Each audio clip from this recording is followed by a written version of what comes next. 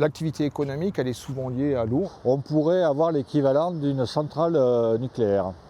C'est-à-dire qu'en fait, on pourrait produire quasiment 1 térawatt.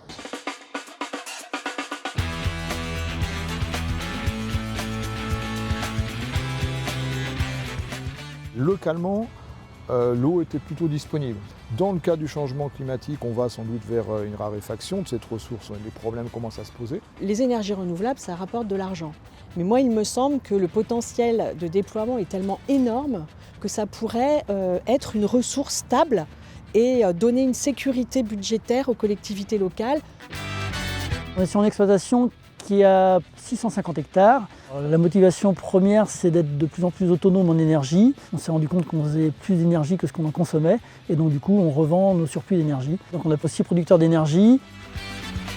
La vocation de Force Hydro-Centre, c'est de promouvoir l'hydroélectricité. Aujourd'hui, on produit de l'électricité sans émission de gaz à effet de serre et avec un impact quasi nul sur la rivière. Cette petite centrale permet d'alimenter environ 200-220 foyers.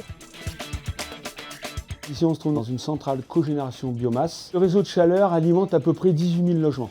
Le fait de développer les énergies renouvelables donc, sur notre territoire, oui, je suis convaincu que ça va amener d'autres industriels parce qu'on aura le savoir-faire sur ce territoire-là. C'est ce qui permet aussi de redynamiser les petits commerces qui ont du mal à vivre, les écoles où on a du mal à maintenir aussi des jeunes, parce que sur nos territoires ruraux, le seul moyen de maintenir des gens, c'est d'avoir de l'activité économique. Le potentiel de développement sur le territoire, je pense qu'il est pas à l'infini, mais pas loin en fait.